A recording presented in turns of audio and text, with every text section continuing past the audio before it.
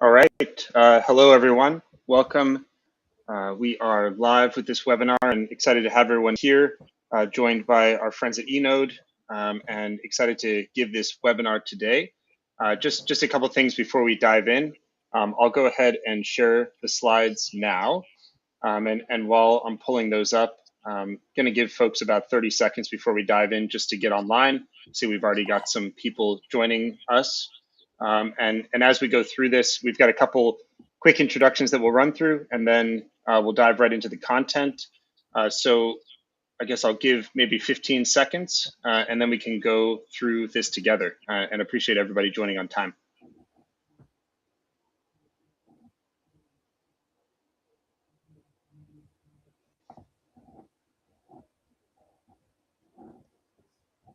All right, so let's dive in the interest of time and to make sure everyone who joined on time gets the most out of this hour we have together. So just a quick agenda as we get started. We've got a couple of housekeeping items, probably just a couple of minutes here, and then we'll do a quick introduction of the panelists, myself and those who have joined me from the Enode team and the Codibly team. Then our guests, Enode will give a presentation on their take in terms of interoperability and device integration and scaling different programs across the US and the EU. And then my team at Codibly will give a presentation as well on our take and some lessons learned that we have from the market. And then we'll reserve a significant amount of time at the end for Q&A. So all of those who are joining us, please feel free to post your questions throughout the session, and we'll make sure that we collect those. And at the end, we will go through any questions, both those that we've received over email ahead of time, as well as any that come in through LinkedIn. So please do feel free to use that LinkedIn chat feature to ask any questions that you have throughout the session, and we'll make sure that we address those at the end.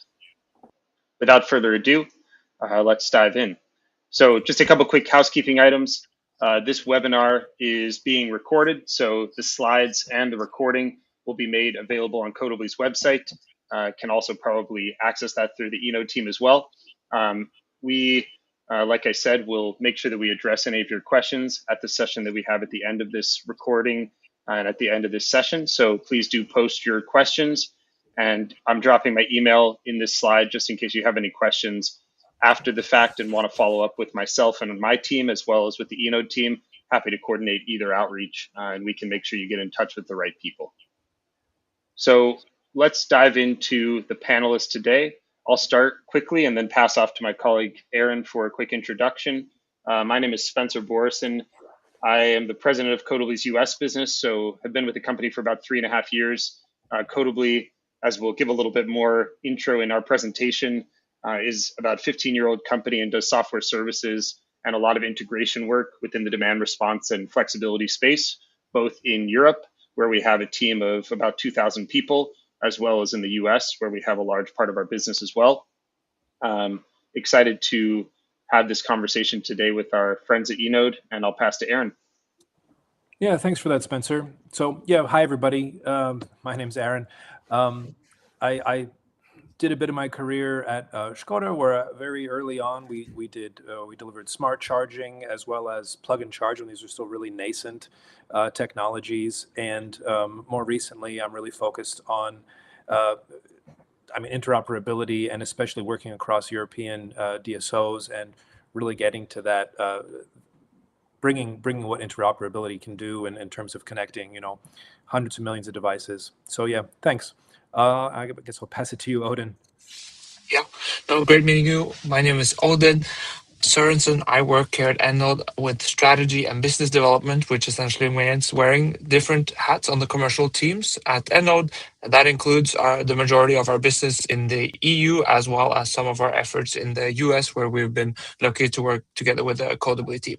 We'll get back more to what we do later, but predominantly serving connectivity, local optimization, and then aggregation for these consumer flexibility programs.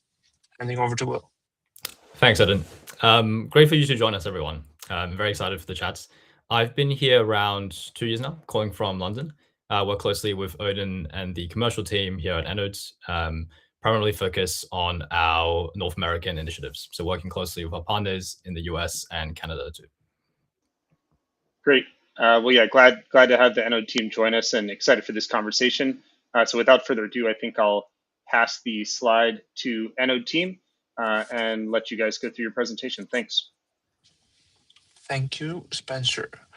I think to set the stage first, what we do is that we work with predominantly utilities and energy retailers on consumer flexibility propositions.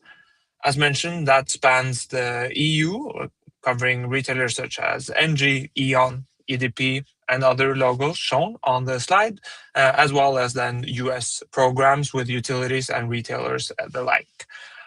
We provide an end-to-end solution in order to provide both the underlying technology as well as then the expertise and learnings from these programs across the world. To date, we've connected more than 600,000 devices, managing over 3 gigawatts of connected load and shifting more than 200 gigawatt hours annually across some of these clients.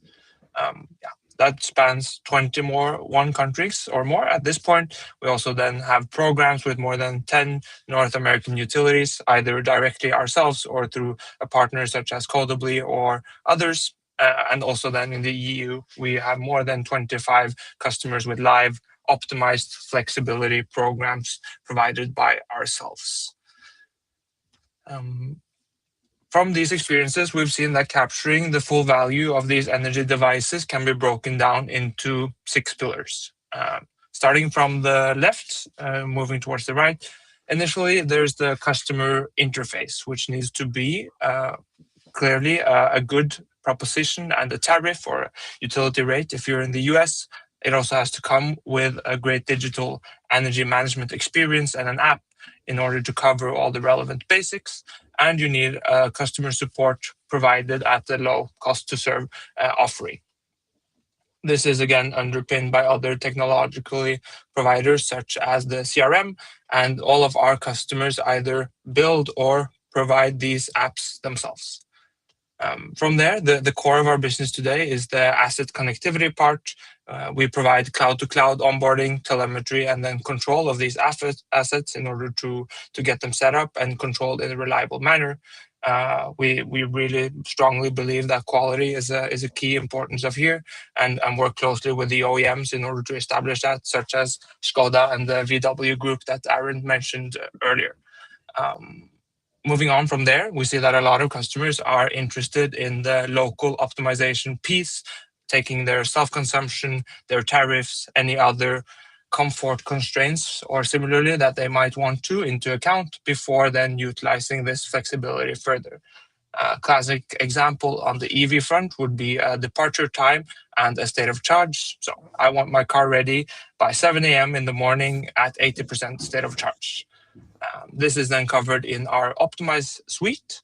And when you've really taken all of those end user constraints into account, you can then move into monetizing it on the energy markets, which is the right-hand side of this slide, and realizing more of the quote-unquote flex value. Based on our learnings and experience seeing many hundreds of thousands of these devices over a long period of time since we've been in business, we provide a forecasting and aggregation tool that essentially predicts what these devices will do based on their historical behavior, what we've observed across the portfolio, and also then these local optimization considerations that have been configured, and then allows them to be aggregated into one asset pool that can be activated in accordance with the other 2 pillars, market optimization and trading. We don't handle the 2 ladders ourselves, but rather feed into them and the other systems that our customers have, typically an ETRM or similarly that they provide as part of their energy trading business. As mentioned, at the core is connectivity, and that's probably what we're most known for, our Enode Connect product, which provides world-leading coverage and performance across device categories. Given our Norwegian heritage, we started out with EVs, but have since expanded into home chargers, heating and cooling, which is heat pumps and smart thermostats, solar inverters, as well as home batteries. Starting at the top, we are a leading connectivity provider, including some of the logos shown already, and hundreds more in their energy management applications. As mentioned, there's also an increasingly focus on quality and reliability. You can't just have a broad coverage without focusing in on their performance, which is a key focus of ours and one of the key KPIs that we track internally. That is also then across normalization, error correction, and device monitoring in order to ensure that they work in the best way possible. We also provide a sandbox and some device testing in order to allow for pre-rollout testing across end-to-end workflows in order to really serve these devices and the programs underpinning them as you scale.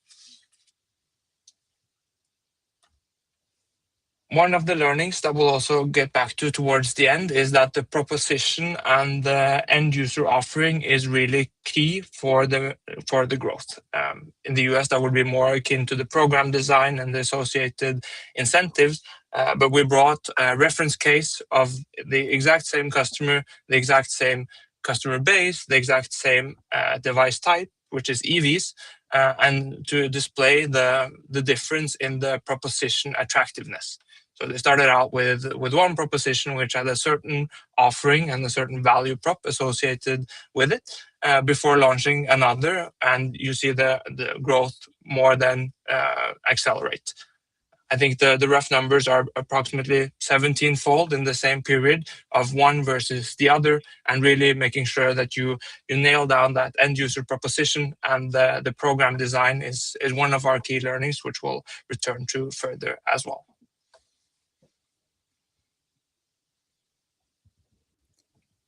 Perfect. Thanks, Odin. So I'll quickly talk us through two case studies that highlight some of what Odin mentioned, and then wrap us up with some key insights that we've seen across Europe and the US around how we think about really being able to enable consumer flexibility in your given region. So the first case study that we want to talk about is with ENGIE. We're very proud and we're very lucky to be working with ENGIE across a few different markets. As you know, ENGIE is a very big utility in Europe. They see ahead of the curve very well about all these different devices coming online and having the potential for their business to be able to tap into them at a large scale. They want to tackle that as a core strategic pillar to what they're working on. And we're very lucky to be working with them across 3 different markets to that end. We're working with the ENGIE team in the Netherlands, in France, and in Belgium as well to realize that dream.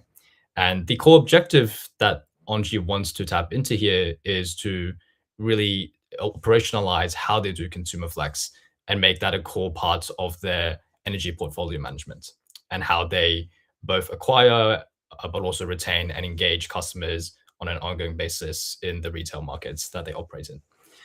Where we work with them today is across 3 different products that we provide. So the Connect products that Odin has just covered, making it easy for ENGIE to connect to a wide range of different assets on a standardized basis. The Optimize product that we provide, which makes it easy for ENGIE to do local optimization against the constraints that they have to work with, whether that's particular tariff pricing, solar generation, things like that. And then also a Flex product, making it easy for them to enable a multi-market dispatchable BBB at scale there. And we are very happy to be working with them across these different streams. And some of the impacts that you see below is a high level sort of a sneak peek of what's already happening with the partnership. We've been able to enable their full EV flex stack across almost 20 million residential contracts across the 3 markets we're rolling out with them in. There's an ongoing migration of devices that we're working with them on, totaling to in the thousands within 3 months. And their flex operations now are increasingly being integrated into their existing energy portfolio management processes.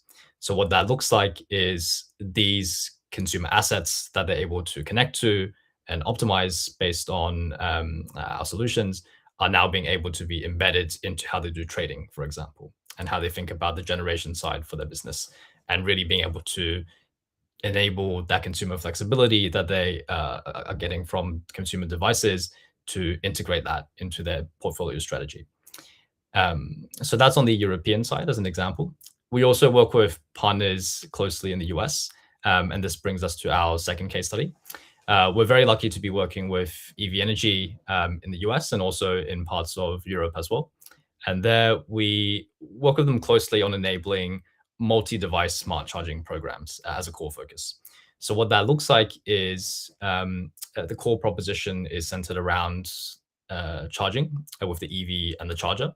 That can be behavioral, that can be managed charging in different forms, and then building on top of that, the ability to do multi-DER co-optimization. So enabling the charging to be done together with the inverter and solar panels, enabling it to be done with the battery that may be coming online increasingly in the US. And the objective that we have with ev.energy in the US is really extending the ability for managed charging to be possible for different utilities and enabling them to tap into the potential grid savings that can be unlocked from a coordinated multi-device flex platform. So the value for these utilities in being able to defer grid investments and save on costs there are significantly more powerful when you can layer on top the different DERs you're working with and not just limit yourselves to a single device program, for example, only EVs or only chargers. Where we work with ev.energy in that space is through our Connect products. So supporting them across a wide range of categories like EVs, chargers, inverters, and batteries. And some of the impacts that we're seeing is particularly prominent for utility programs we work with ev.energy on in the West Coast and also in the Northeast. So in the West Coast, for example, where solar penetration is very high, we're seeing surplus match solar charging being enabled for household customers and over 45% of daytime charging being able to be shifted to peak solar hours, supporting the sort of a high solar penetration there. And we're also able to support other forms of multi-device smart charging, not just for solar, but for batteries, for a wider range of end users across 55 plus utilities worldwide through ev.energy there. I'd like to leave us here with a few different insights that we see across the board and some aggregated learnings that we see from different consumer flexibility projects working with our customers, both in the US and in Europe. There's a few different things here, so we've boiled it down to 4 key takeaways. The first one is coverage is really important. We mean this not just by the device categories or DERs categories that you're interested in, but also in the specific brands. Part of this is to realize the value in consumer flexibility. You want to tap into as many flexible assets as you can. And that means both the categories you're tapping into, but also the different brands within that. The second insight that we would present here is the main driver of growth is how you design the propositions or the program design element there. So what that looks like is how strong are the incentives for a user to sign up? How much money are they saving? Or what is on the line for them from a billing perspective if they were drawn to your proposition? And a really interesting insight from us here is users are actually willing to put up with a potentially suboptimal user experience if the savings are strong enough. So even for, let's say, certain OEMs where their connectivity element is not as strong as as others, those users can still have very attractive benefits from signing up to programs if those programs are designed in a way where savings are on the table and it's attractive for them to engage events on event or season on season. The third element we would say here is, having worked with partners on this for 5+ years now, is success requires a very pragmatic perspective. So what we mean by this is it's impossible to be perfect here. It's a changing landscape. There are many things happening over time. And the really key sort of underlying pillars for who wins in the market in this respect and can scale adoption are the folks who can progress and iterate over time across the 6 pillars that Odin outlined. Meaning that whether it's device categories you're interested in, or how you're doing local optimization, or how you think about flexibility monetization, or how you think about program design, the goal is not perfection from day one to really scale programs. The goal is a willingness and a curiosity to iterate towards the long-term vision that everyone is bought into, which is tapping into these assets at scale. And the fourth thing that I would leave you to take away for today is from the best-in-class partners that we work with, they really have conviction in the consumer flexibility vision. and they commit to their solution, but also commit their teams to really investing in this.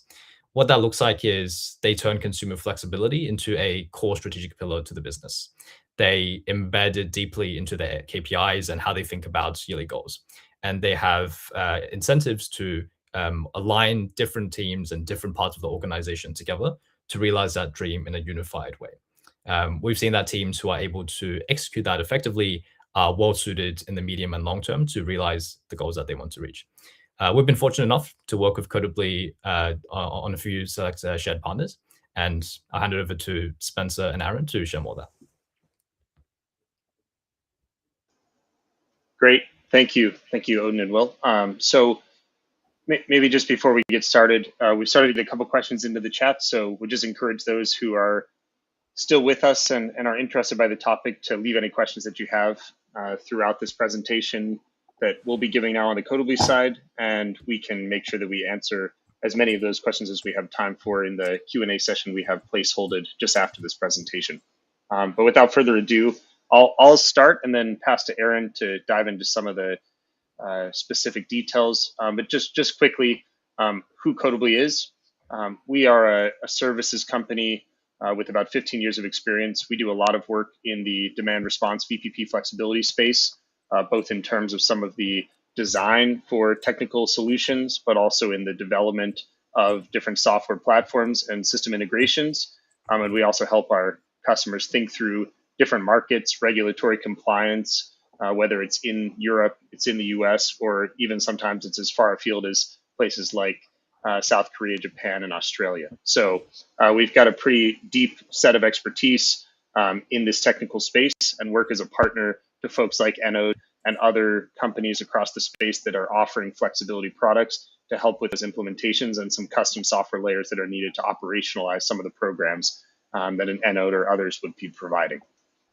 So maybe one more thing to point out, we also partner with a lot of the demand response aggregators in the market, so your energy hubs and uplights and leaps and C-powers of the world, to help them to scale the level of devices that they have across different asset classes within the programs that they offer to the market. So work as the direct technical partner to a lot of those folks. And then we also are a partner to the OpenADR Alliance and to the SunSpec Alliance, helping with more protocol type implementations, which is another pathway for participation in a lot of these programs, and especially in integrating with certain aggregator platforms as well.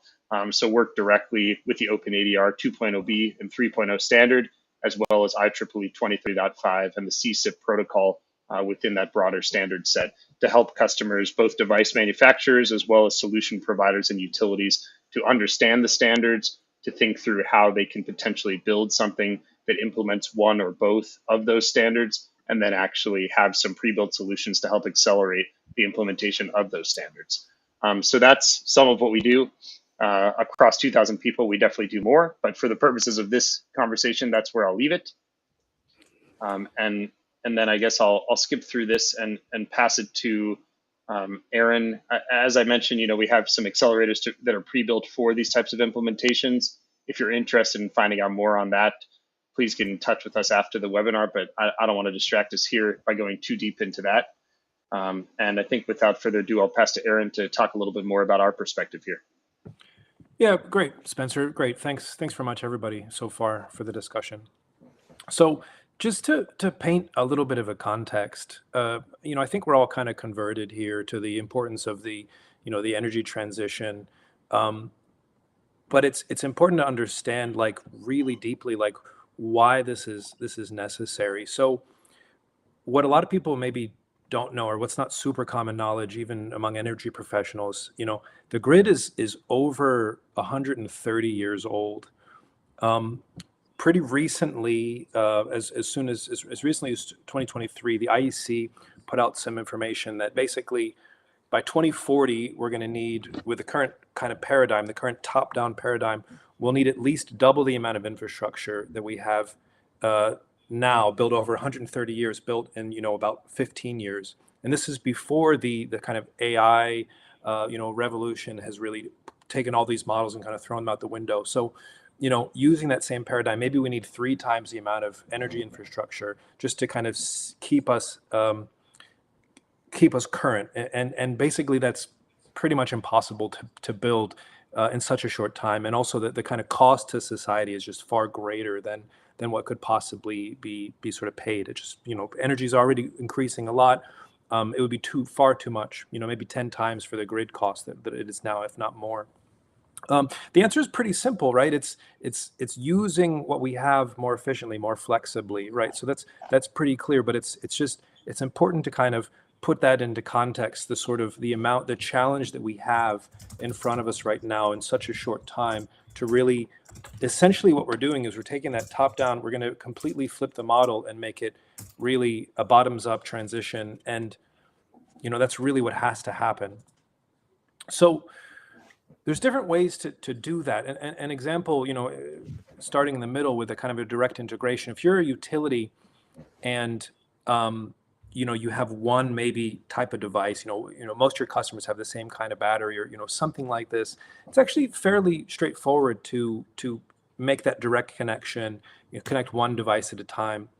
The benefit of something like Enode is that when you have just the long tail and all these devices to connect, there's really no the amount of engineering that is going to be necessary to make those connections. It's no longer sustainable. So using platforms like Enode will help solve that long tail. And then on the other side of it as well, something we work really closely with at Codibly is these interoperability standards. So 2030.5, OpenADR. A great example is how it looks in California. So I think around 2020, California decided to adopt 2030.5 as a interoperability standard for inverters. Now, fast forward a few years, and essentially the success of that has been really, really massive. And it's not to say that this is maybe the perfect protocol, but really the fact that they chose a protocol and enacted it. Now it's in hundreds of thousands of devices in California. And back to the grid model that I was explaining, because those devices, its inverters, are able to be curtailed when necessary, we're able to add about 30% more to the same grid that we otherwise wouldn't be able to add more devices to it. So it's really a perfect example of how we're using the grid more effectively. And that's really the answer that we're shooting for. So it's not going to be done, just with direct integration. It's not going to be done just with Enode. It's going to be across the board. There's going to be, hundreds of millions, billions of devices that need to be connected to, managed, curtailed, dispatched, and it's a massive undertaking. And there's really no time to waste in order to get to that. And then, what is the real challenge there? What's kind of blocking it? So a big challenge is really the translation layer itself. I think this is really what Enode solves across devices. Without that, devices don't speak the same language, and that's really the challenge of connecting.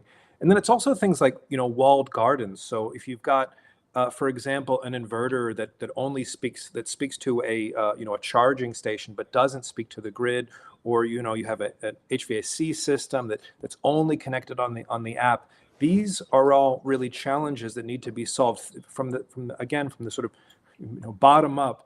We have to be designing grid devices that really connect, and that's the problem to be solved. I'll give you an example. At home I have a fridge, a Wi-Fi connected fridge, and I'm because I'm a nerd, I was able to write a program where basically I flex my fridge according to a dynamic tariff. And so my energy cost for that fridge is half of what it would be otherwise, which is awesome.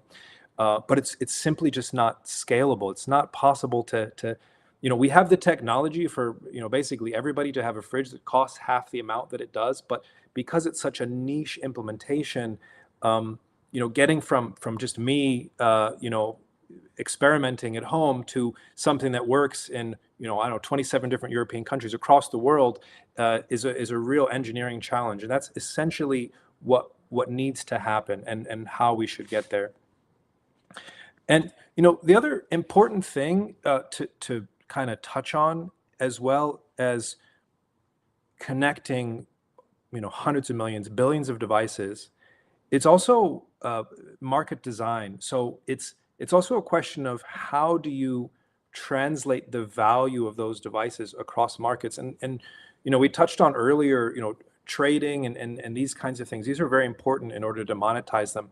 But there's other mechanisms as well that are not deployed as much as they can be. And it's also, from a European perspective, it's also very challenging. Imagine you've got 27 different countries in the EU, and there's, for example, for ancillary services, there's Marie Picasso, which is a fairly standardized market platform, but there's other things that we're not able to use. And I'll give you a few examples. So I'm based in Portugal right now.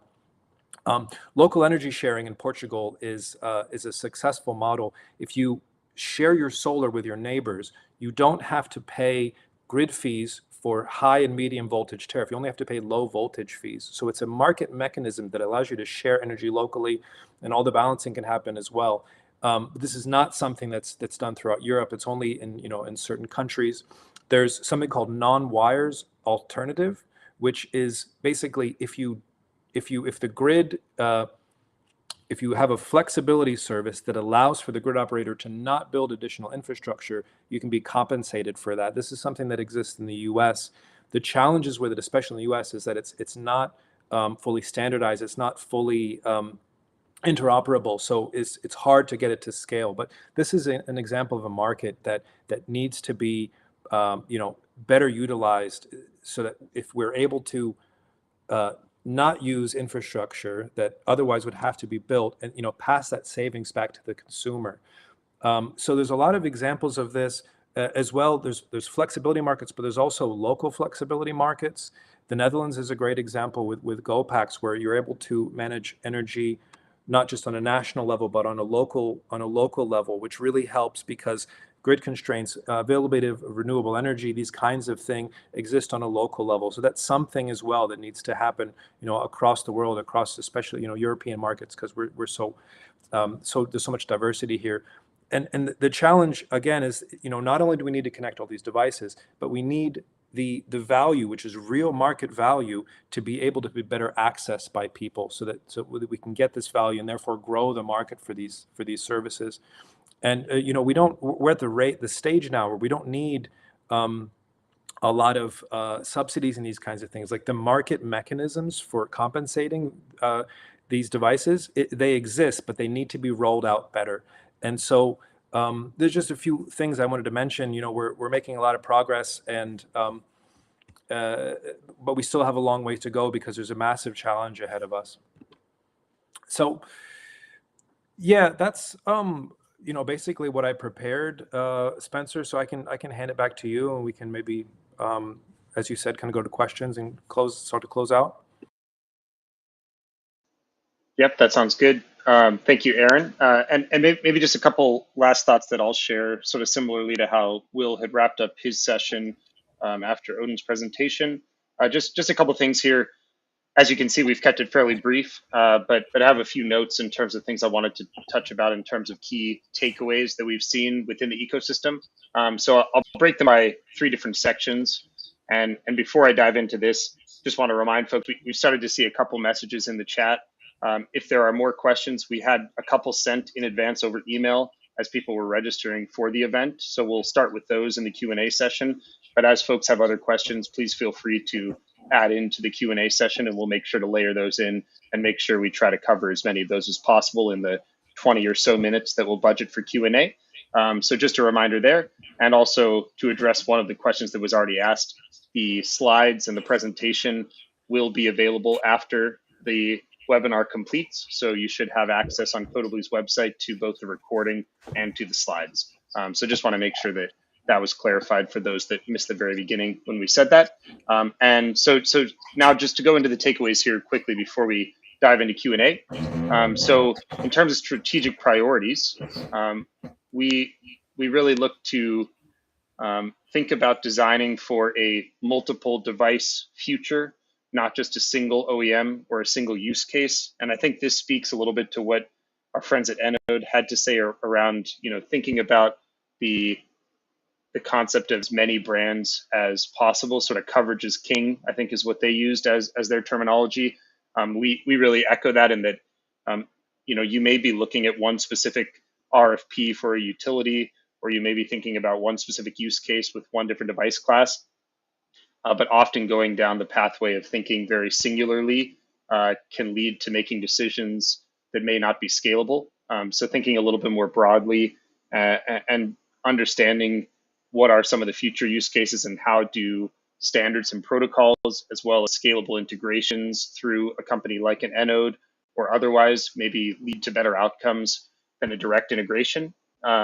That's something that's worth considering. Certainly there are edge use cases where a direct integration with an OEM may solve the problem quickly and allow you to get into market very quickly with a specific program.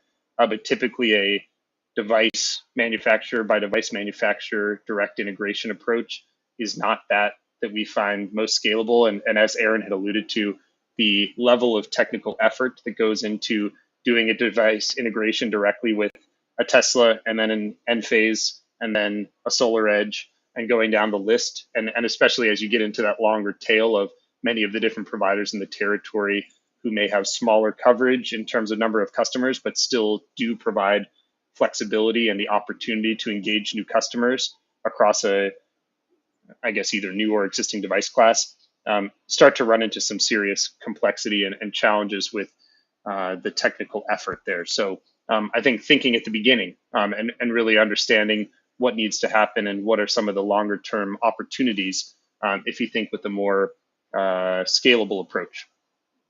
And that'll also allow you to scale more quickly from a pilot to a more scaled, large scale system because you're no longer just doing more of a ad hoc approach, but rather having something that goes across. Another thing to mention is to think about things based on the different markets in which you operate. So as Aron started to talk about, within the 27 countries in the EU, things are quite different depending on the market. There's certain regulations and different ways that you may need to provide different capacity and flexibility depending on the country or the program and utility.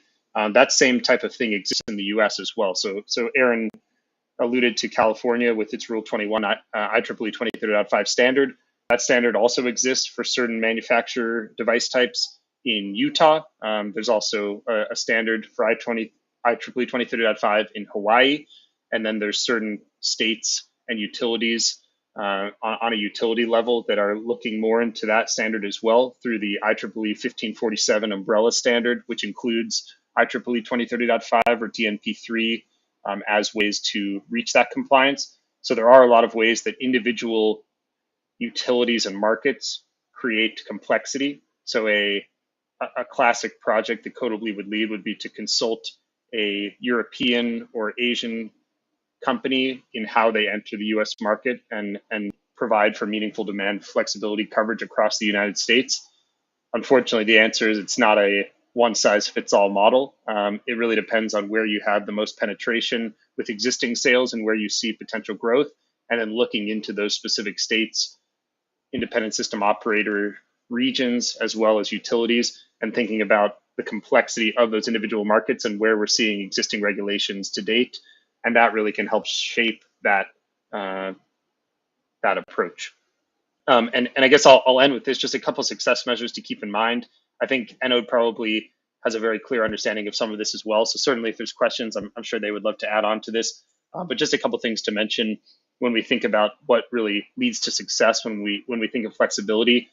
So the time to onboarding new device categories. So again, it's that scalability. Is it using a partner who already has pre-built a lot of those integrations? Or is it using a open source protocol like an OpenADR or an IEEE 2030.5, where the level of incremental effort is really quite small to bring a new device class or a new OEM into your existing platform for flexibility? Or if you are an OEM, to be able to integrate with different device platforms like an aggregator or a utility, the time it takes to create that onboarding and that integration, that's a key success measure. Also then, we think about, and this is slightly off to the side, I guess, but something that's interesting that we've been looking at a lot recently is the retention rate with some of these programs. And this probably goes a little bit more to what Odin was discussing with the program design. And some of the key, some of the key success measure that we look at is how often do customers maintain their participation over the course of multiple demand response events being called by the utility over time. So we've talked to a number of utilities. For example, this example comes from Con Edison in New York. They measured that in the first event where a new program has been rolled out that they call when it's super hot one day, almost all of their devices that they call these events towards decided to opt in and participate in that demand response event. And then over time, as they called more demand response events over the course of several months, they saw that the level of opt-outs increased significantly and sort of with a bit of an exponential curve in terms of opt-outs.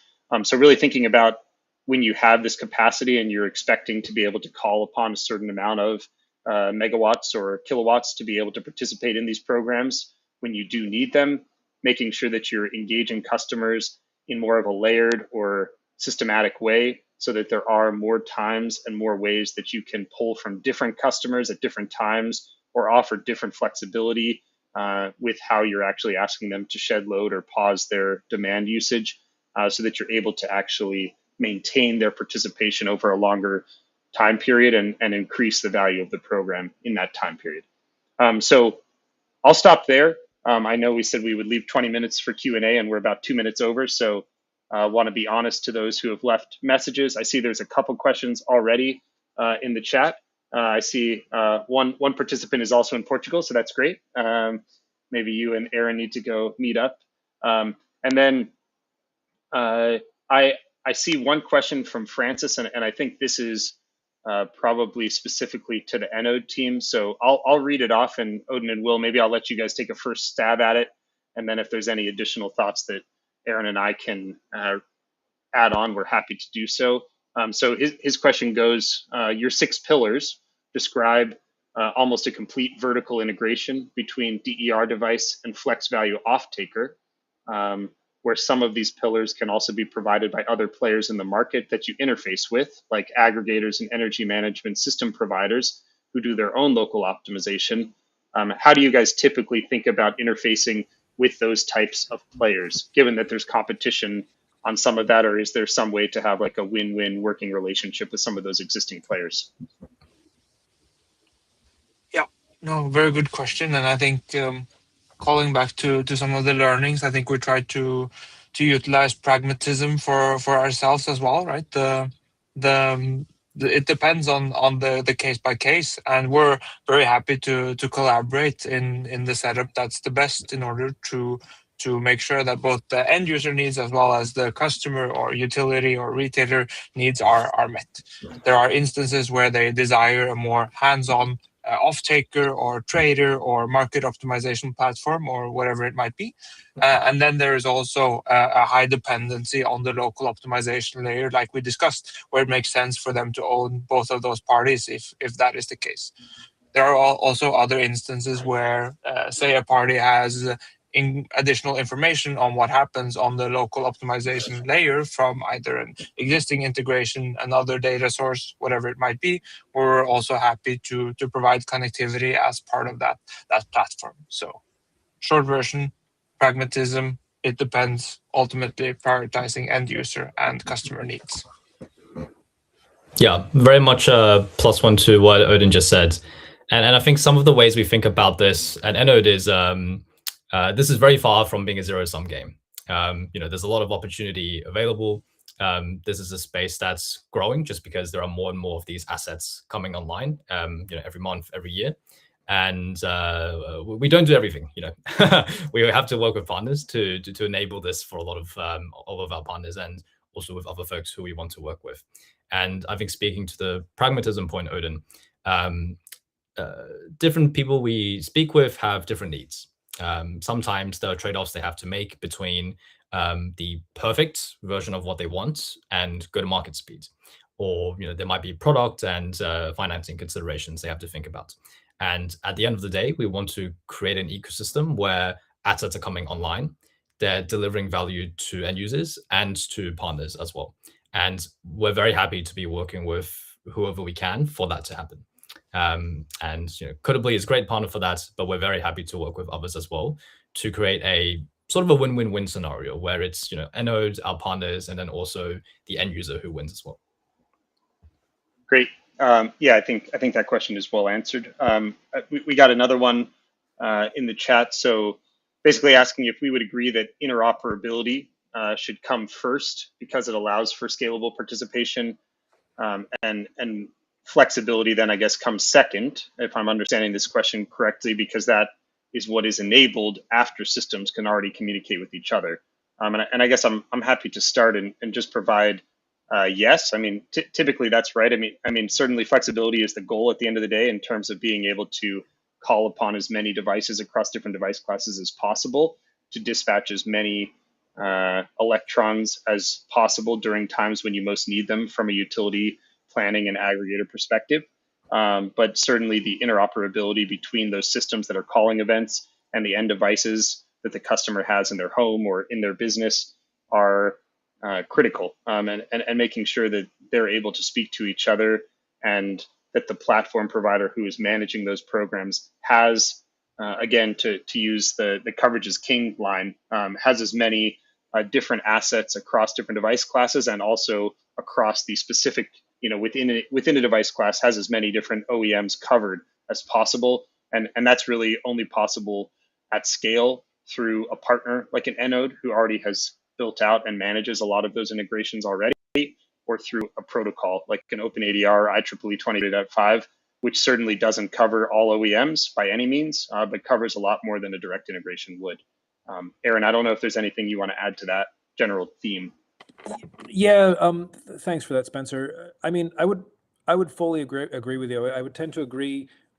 First, you do kind of need that interoperability, because the challenge we have is getting to that scale, right? It's not a technical problem to be solved, or rather the technical side of it is already relatively solved. Like, we know what needs to be done. It's more of a sort of a regulatory perspective of like, I don't know, like I said, like my fridge can flex already. It's great. But like, how do we get to 100 million fridges in Europe and everyone having half price fridge energy or across everything? And that's really the challenge. So it's, how do we standardize things? How do we get to scale? But I would push back and say we don't necessarily, the answer is not to wait either. Like, don't wait until everything's perfect before we get to flexibility. It's, let's iterate as much as possible, try to get to that speed in any way possible. And that's really the challenge to be overcome, is like, how do we make this faster, way faster than it already is? Anything on the Enode team you guys want to add to that?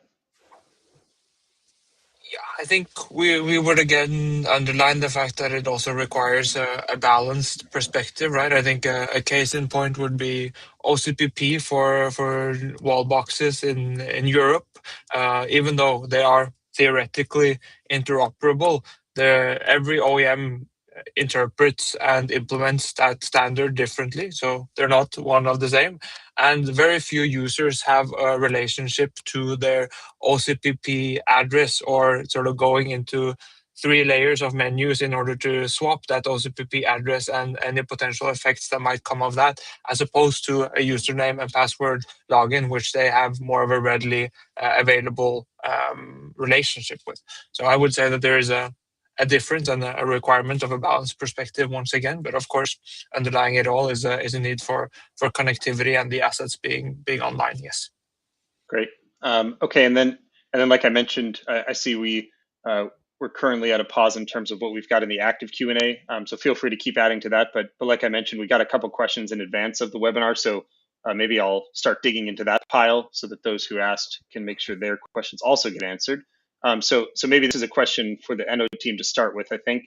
So this is, in your experience, when you're looking, or I guess when programs are scaling from pilot to a larger scale program, where do you typically see issues arising?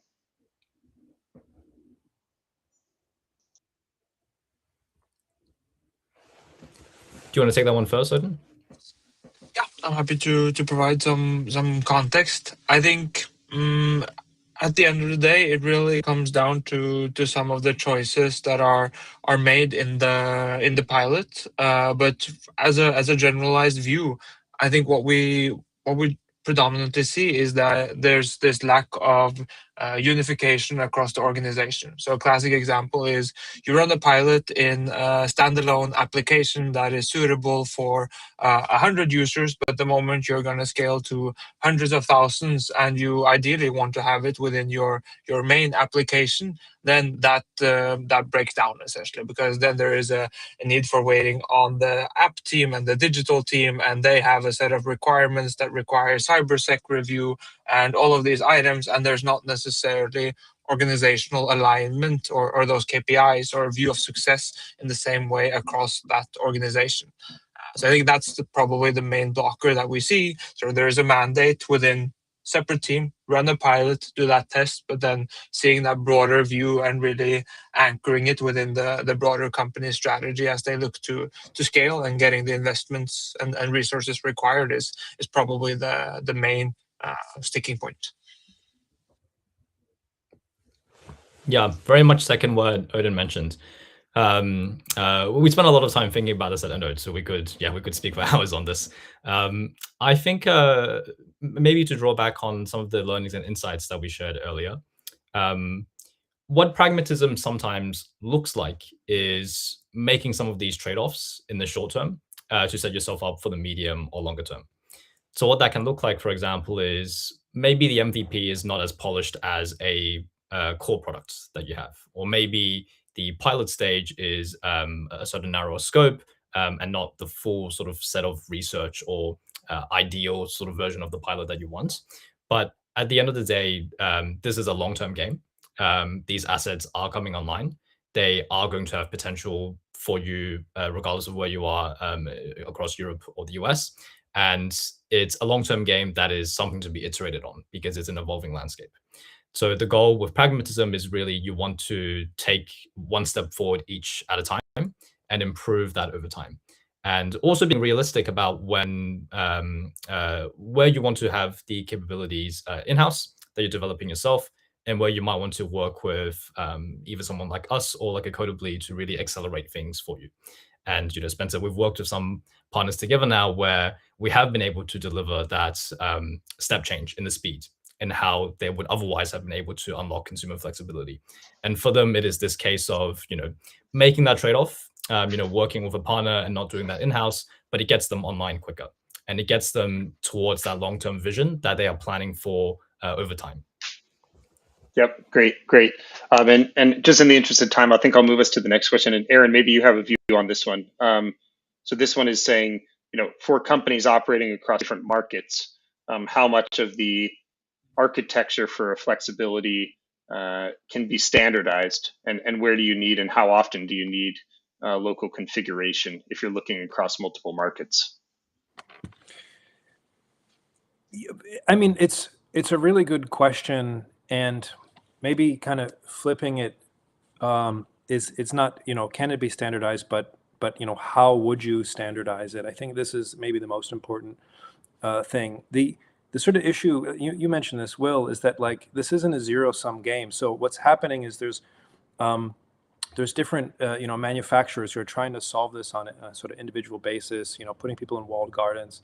Part of the issue is that, especially in Europe, you know, we've got 27 different countries. We're trying to kind of reach a consensus of like, okay, like if we each, you know, find a way to do it, maybe the best one will win. And this is what I'll come back to what I mentioned in terms of like regulatory courage. This is what California did. You know, 2030.5 is not necessarily the best standard in the possible world, right? But it's a standard that works, and it's so far been really successful. So rather than sort of spend a lot of time debating about like what we should do and how we should do it, find what we think is best, you know, implement that, and then if there's challenges with it, you know, we can iterate on it and solve and test hypotheses rather than try to meet a consensus, because that, you know, consensus isn't a bad thing, right? It's nice to agree on things, but those debates are really what's sort of slowing down the energy transition, at least at this stage. You know, I mean, like this is a fundamental challenge that we have in front of us. So yeah, how do we normalize those flex markets as much as possible, find what works, and, you know, and again, you know, get to scale? I think that's the most important approach. Great. Yeah, no, I think that makes sense. And I guess I'll invite if the Enode team has any thoughts on that. Otherwise, we can move to the next question. think we're all aligned. Okay, great. Well, I see one more question at the moment. So we've got about 5 minutes. So if anyone has anything burning on their mind after this question from Dalibor, then I will go to that as well. But otherwise, we'll end with this question. So he's asking basically, I think to distill it down, sort of should interoperability first be defined as a business use case requirement, or should it first be defined as a technical engineering problem? And I guess I think it's hard to say which comes first, in my opinion. I think if anything, they should be thought of together, because there's a lot of considerations on both sides around the type of programs and the type of market and devices that you're entering, which is very much a business use case question.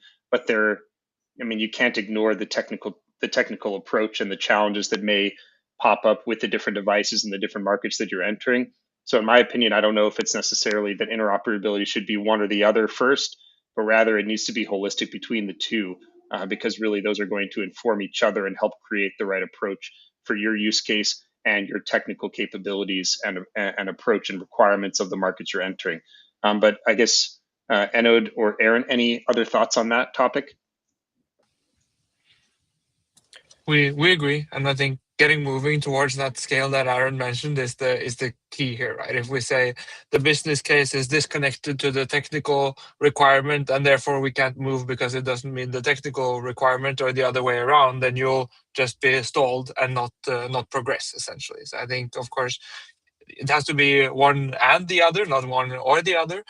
We agree with that, but also be keeping an eye on reality and what is actually feasible, as opposed to waiting for perfection, so to speak.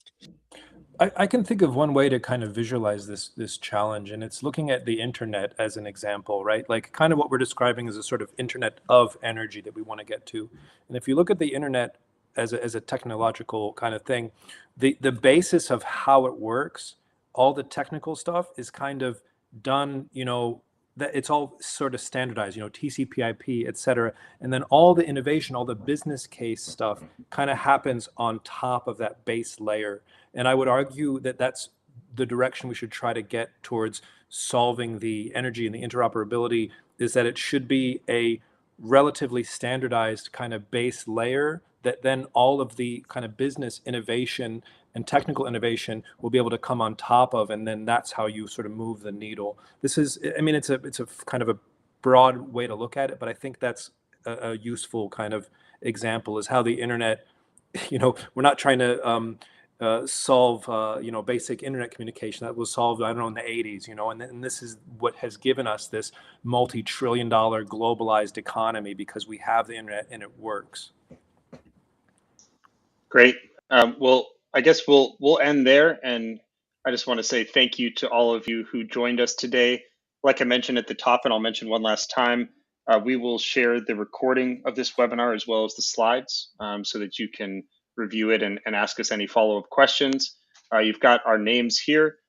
If you're interested in getting in touch with any of us, my contact information is in the slide deck directly, but you can also feel free to reach out to the Enode team directly. And otherwise, we appreciate your time and had a great conversation. Thank you to the Enode team for joining us today, and look forward to the next conversation in about a month with our friends at A.O. Smith. So thanks, everyone, and have a nice afternoon, and we'll talk to you on the next time.